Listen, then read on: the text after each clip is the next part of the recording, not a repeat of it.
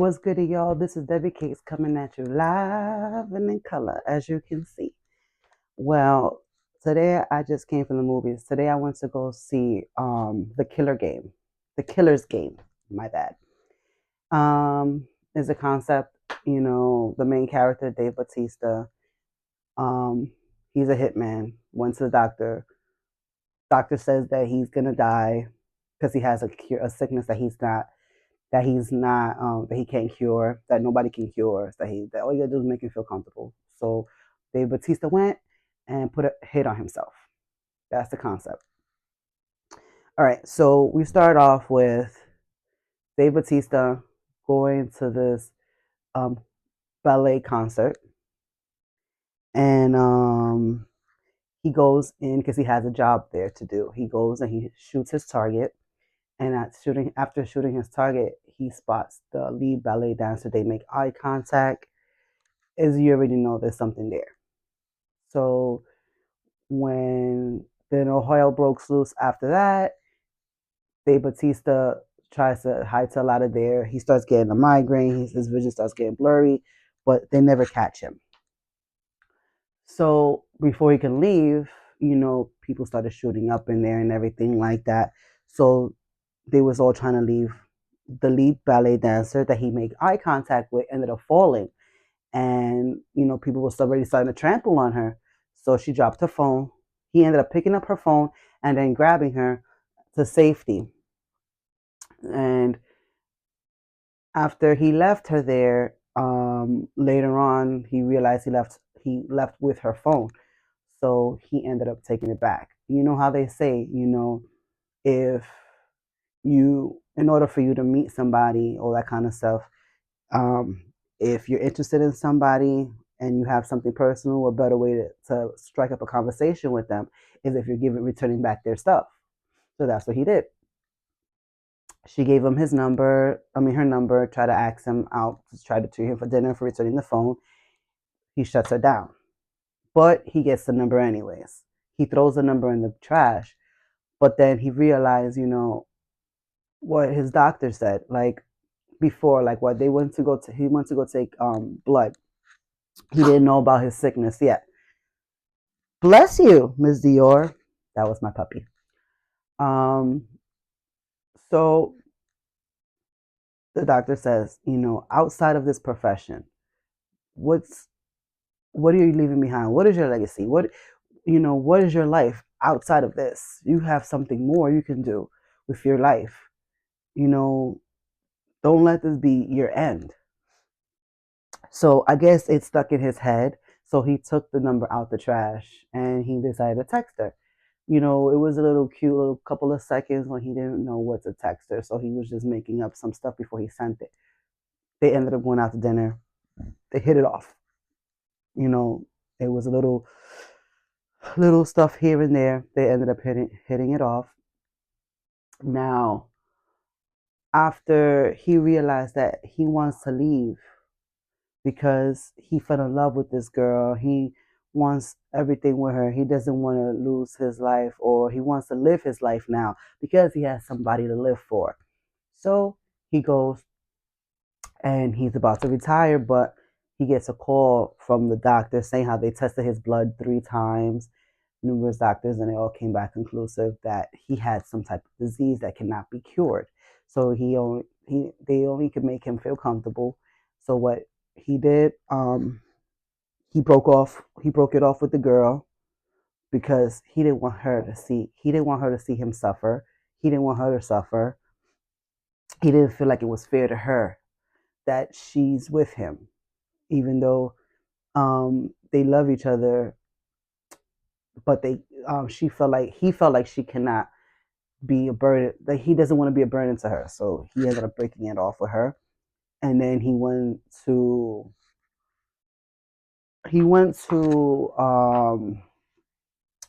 what is this girl's name?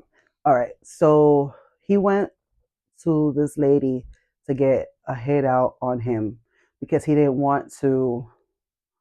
know, he didn't want to live in suffering and he didn't want others to suffer around him. He didn't want to be a burden to nobody. So he put a hit on himself. And the girl happily obliged. So he said, all right, at midnight, you got a couple of hours. So at midnight is when it all starts. So she said, all right. So she went and she sent out her targets to tell them, oh, at 12, at midnight is when it starts. And then, so Terry Crews saw it and he declined it because it was like $2 million. He was like, nah, I'm good. But there was other people that just said, yeah, there was the Koreans, there was these brothers, there was there was Drew McIntyre because he came out in this. There was the Irish with his brother. Honestly, I like Drew and everything, but he was just playing disgusting in this movie, like disgusting. Like he shouted at himself at everything, and he thought it was funny. And then every time you turned around, you saw him eating, or he talked with his mouth full, or you barely could understand him, so they had to put subtitles because it's like ridiculous. But you know, jumping off of that, so he had a group of people already after him. So then, when it was 4 minutes left to midnight, he goes into his phone and he sees that the doctor left him a message saying that the blood samples were switched. There was a mix up. He's gonna live. Like they couldn't really figure out the whole headache thing, but that he should get his eyes checked.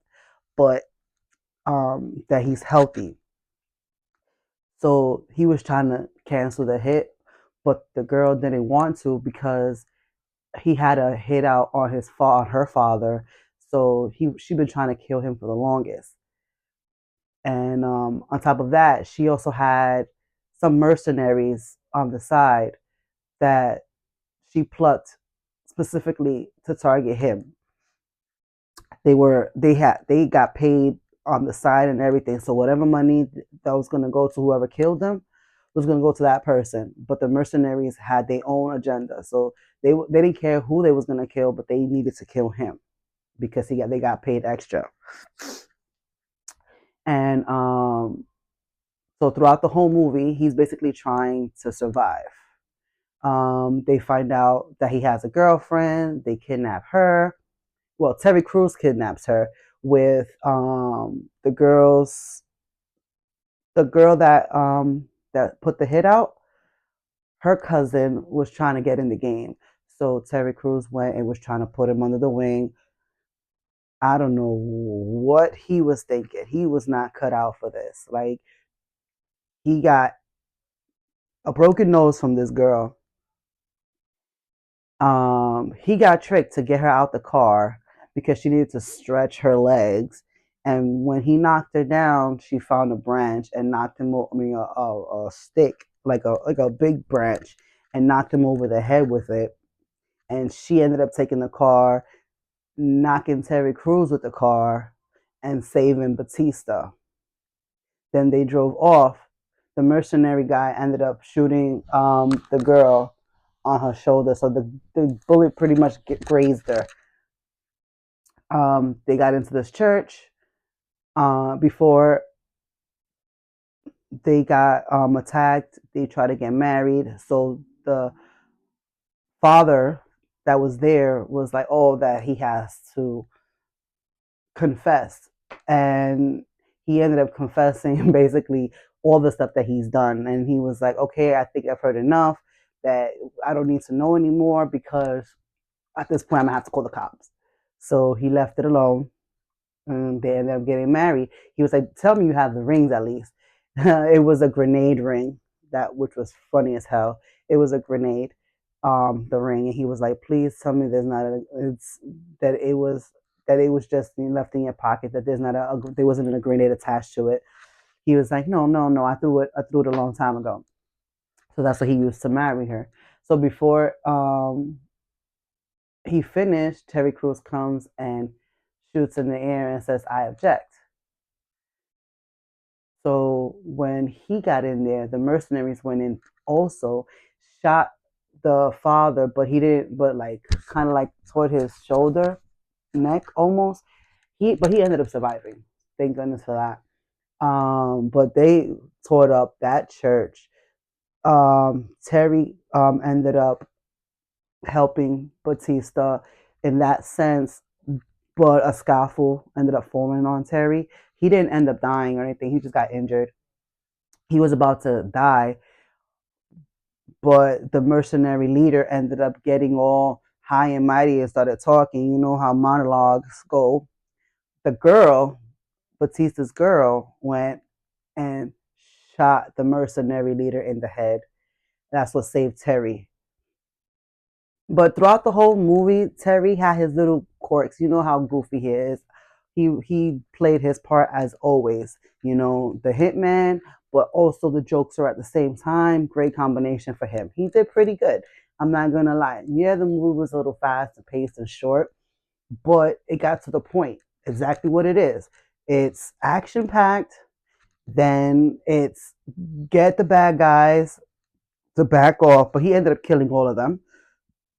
And then he found out at the same time that he was getting married that the girl that he's messing with is pregnant. So now he definitely has to protect her, definitely has something to fight for more because he's already having a family. You know, he has this girl that he's in love with and then now the baby. So at the end, they get married and his leader tells him, "Oh, that you sure you wanted to do this and everything like that because I have a whole lot of contracts I don't want to have to handle it myself." And he was like, "I'm retired." And then even the girl said he's retired.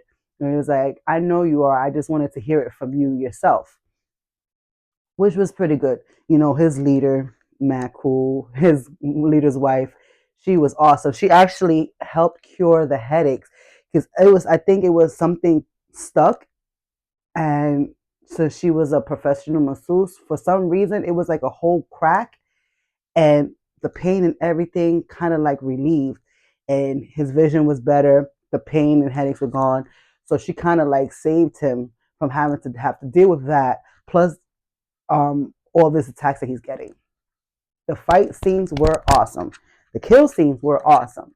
You know, honestly, um, 1 out of 10, I'd say this was a solid 7 to a 7.5. I know I'm a little biased because I do like Dave Bautista. You know the girl that played Mantis in Guardians of the Galaxy. She's the one that put the hit out when Dave Bautista went to her. I can't remember her name, so I just had to just go ahead and describe who that was because I can't remember her name. Then toward the ending, Batista's leader went to her and was like, you broke the rules. You sent a message, a mercenary behind the whole contract. So he ended up killing her, shooting her straight in the head. She was done, done. She didn't even get to escape even though she was trying to. All right, so they ended up getting married, and he said he was retired. So the girl was like, if you want to go and hurt a few people, because we got to start thinking about saving up for college, for the kid. So we got to start.